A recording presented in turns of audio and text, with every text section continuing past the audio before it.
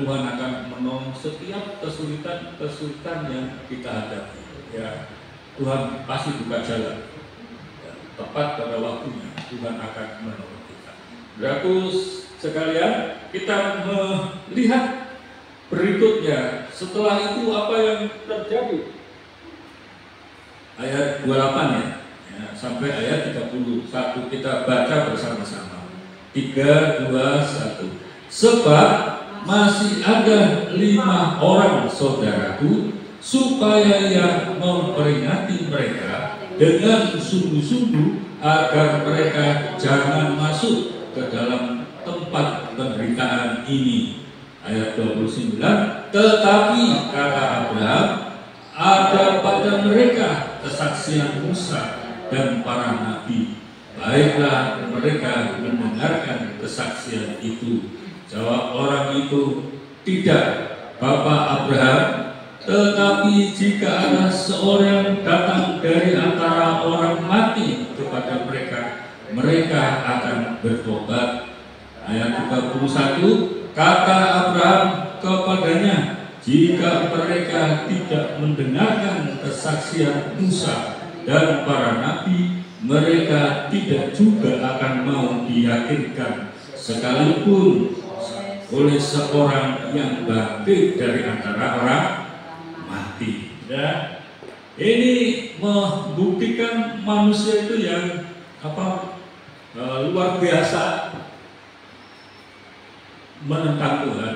Ketika orang yang menderita di alam maut itu merasa masih ada 5 saudaraku di dunia ini yang masih hidup, dan mereka sekarang khawatir di alam penderitaannya itu, dia khawatir saudara-saudaranya yang 5 itu juga masuk di alam itu, dan dia minta kepada Bapak Abraham untuk Lazarus itu dibangkitkan. Ini salah satu gambaran juga orang kaya itu sudah biasa tukang perintah, ya. Di dunia kan mereka melulu isinya, karena dia orang kaya, semua tinggal ini perintah sana, perintah sini, jalan sampai di alam maut pun masih perintah juga.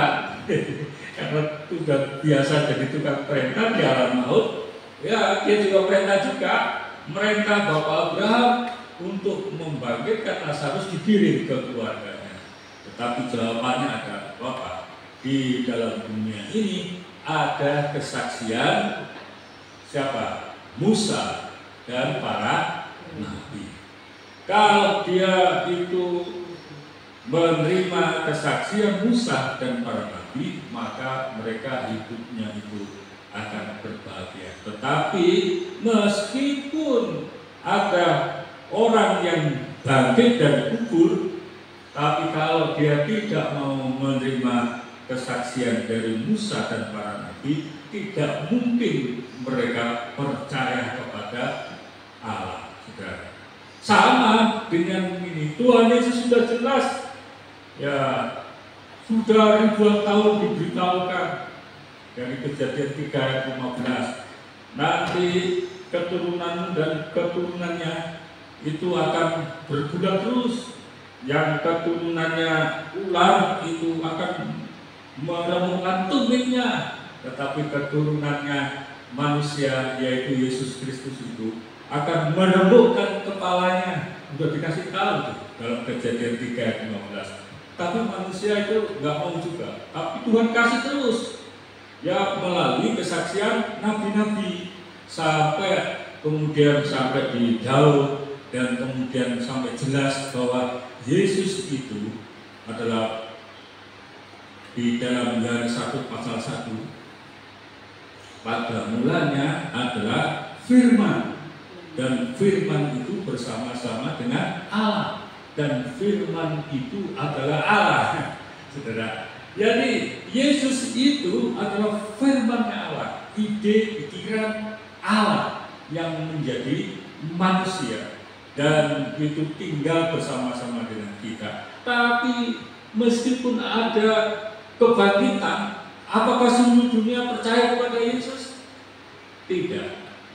Ya, sebagian saudara dan saya dan saudara yang lain itu, puji Tuhan, percaya kepada kebangkitannya dari Yesus Kristus. Dan Yesus kemudian naik ke surga, dan kemudian Tuhan Yesus mengirimkan Roh Kudus untuk membantu saudara dan saya setiap hari, kasih semangat, kasih dorongan, kasih supaya kita tidak kendor iman kita. Itu Roh Kudus terus memberitahu kepada kita. Ya, saudara itu, tapi banyak orang justru menghina kebangkitannya sampai hari ini. Menghina kebangkitan. Mana mungkin manusia itu menjadi Tuhan itu menjadi manusia? Mana mungkin? Sebenarnya ini pikiran yang terbalik. Kalau firman mengatakan lalu manusia itu lahir dan kemudian menjadi Allah, menjadi Tuhan. Nah, ini yang nggak benar. Betul ya? Nggak benar. Karena manusia mana mungkin menjadi Tuhan? Mana mungkin. Tapi kalau Tuhan itu sangat mungkin menjadi manusia. Karena namanya Tuhan, Dia berkuasa, Dia memiliki segala sesuatu. Gampang Dia berubah, menjelma menjadi manusia. Karena Dia Allah. Tapi kalau manusia menjadi Allah, tidak mungkin. Tidak mungkin. Ya, saudaraku sekalian. Dan inilah firman Tuhan yang mengingatkan kita bahwa di dalam kehidupan kita ini, baiklah kita terus-menerus mempelajari firman Tuhan, karena firman Tuhan itulah yang menjadi makanan rohani kita. Mungkin selama